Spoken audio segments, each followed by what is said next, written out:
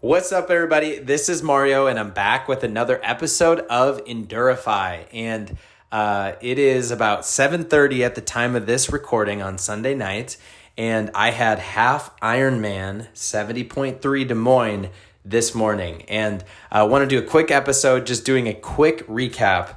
But honestly, I'm pretty exhausted. It's been a long day, and so I'm probably going to follow up with a longer kind of full race recap in another episode. But I'm sticking with my goal, doing a podcast every day, and just wanted to do a kind of a quick recap on it. And so this was a very interesting race because it started this morning. The adventure started this morning at about 5:15 a.m. I woke up and checked my phone, was getting ready to head over to transition, and I saw that we got a text from the race director and from Ironman, and it said, the race has been delayed due to weather, due to thunderstorms in the area. So the race has been delayed until 7:30. We'll follow up at 7:30 with an update. And I look outside and it's pouring, and there's thunder, there's lightning. I look at the weather, and it's basically supposed to be like that until almost 10 or 11 a.m.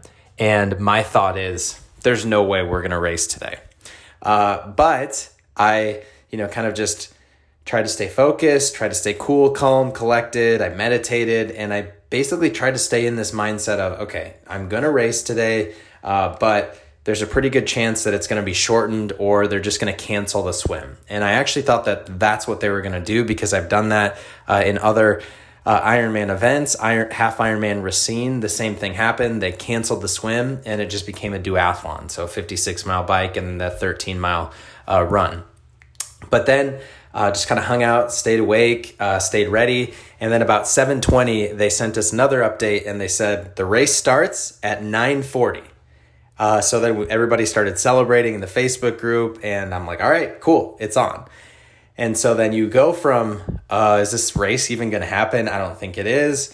And I started making plans. I'm like, okay, I'll just kind of go to brunch, have a Father's Day celebration with my family. This is going to be great. Okay, the race is actually on at 9:40. So then you have to shift back to, okay, yep, I'm racing today. And then 10 minutes later, they follow it up with, the race is on at 9:40, but because of the delays, we're going to have to shorten the bike course, and it's going to be half of the actual bike course. So it was 1.2 mile swim, 28 mile bike, and then a 13.1 mile run. And I was just kind of glad that we were still racing, and I just showed up and I was ready for it. So race started around 9:40, got there a little bit before, and it was raining the whole time in transition. So everybody's stuff is getting wet.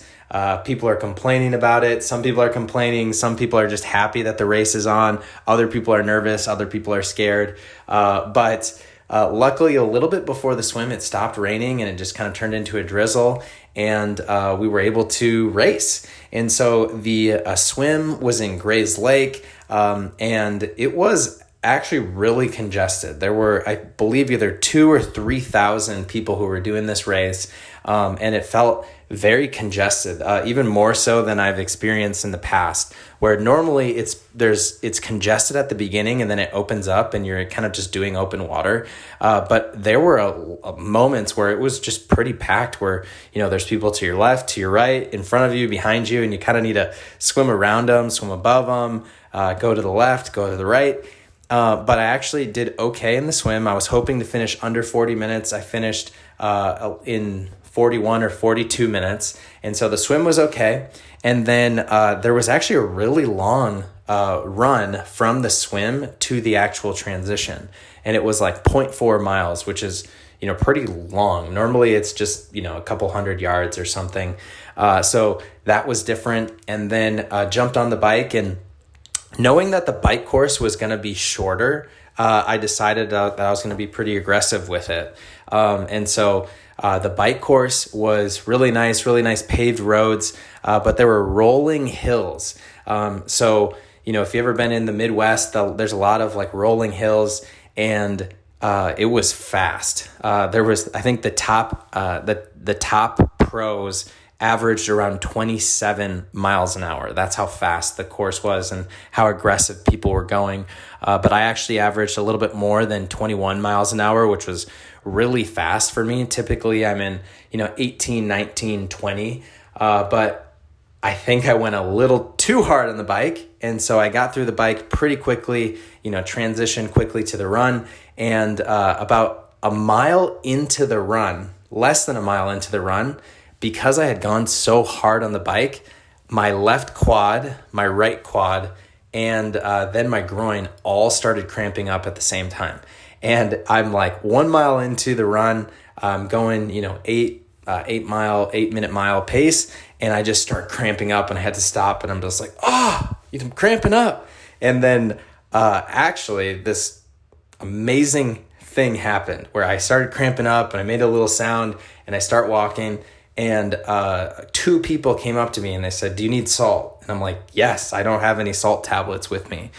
So I put my hand out. This guy pours a vial of salt into my hands and I lick it. And then the woman who was there with me poured salt into my hands and I licked it. And they said, "Give it a little bit. You should be good." And so about maybe 30 seconds to a minute after that, I felt better.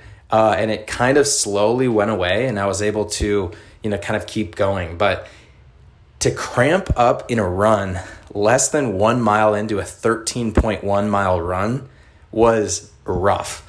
I honestly thought there's no way I'm going to be able to make this because, if you've ever experienced like a cramp, it is just the most excruciating pain. And my legs were just so tense and so stiff that I had serious doubts of if I was even going to be able to complete the race.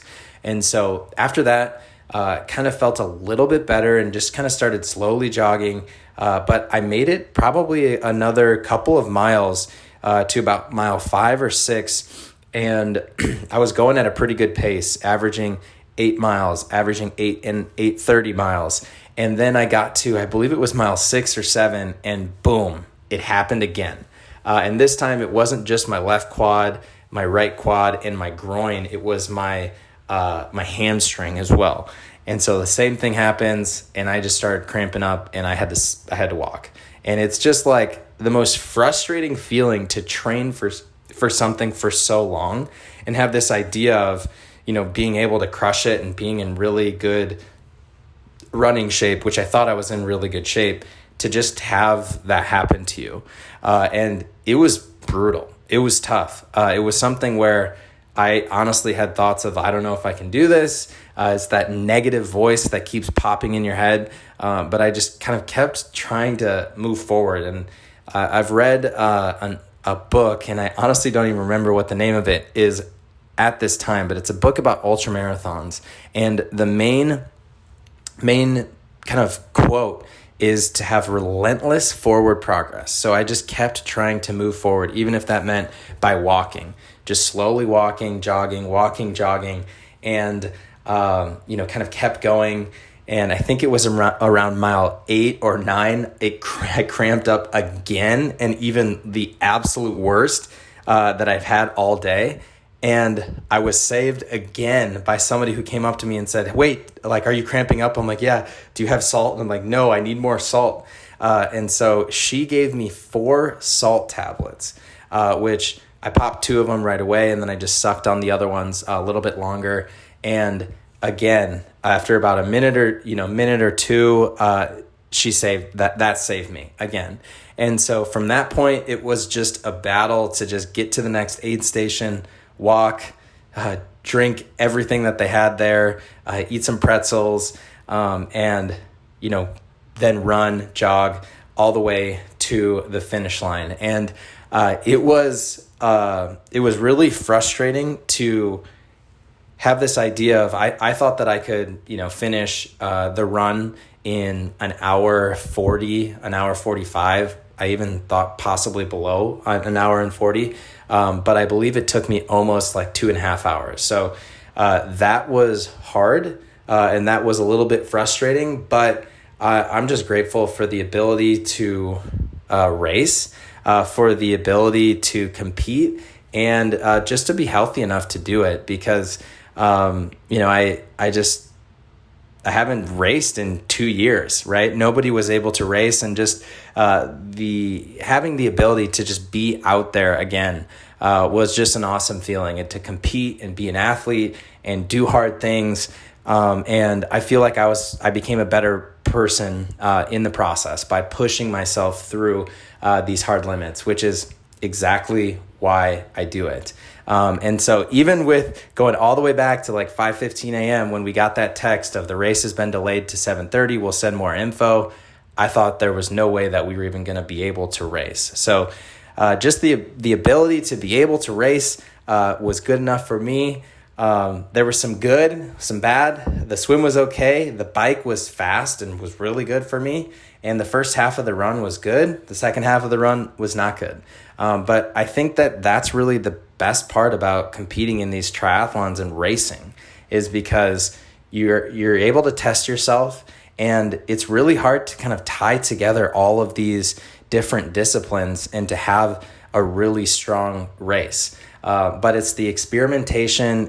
You take the good with the bad, you learn from it, and you become a better version of yourself in the process. So that's just kind of my quick race recap. Like I said, after this, I'm going to shower, I'm going to go to bed and sleep for about 12 hours, hopefully. And I'll follow up this week with a kind of a little bit more detailed race recap. And I actually hope to interview a few people who also competed in Half Ironman Des Moines, because it was really fun seeing some of the athletes that I was coaching. Some of them, were really grateful and appreciative of the coaching that I had done. And they all did great. So I'm going to follow up with you all later this week, and hopefully get a few other people on the podcast and start interviewing other people and hear their stories and start to hear, kind of what they're learning through the process of training. So that's what I have for today. I hope that helps, and I hope you all have an amazing day.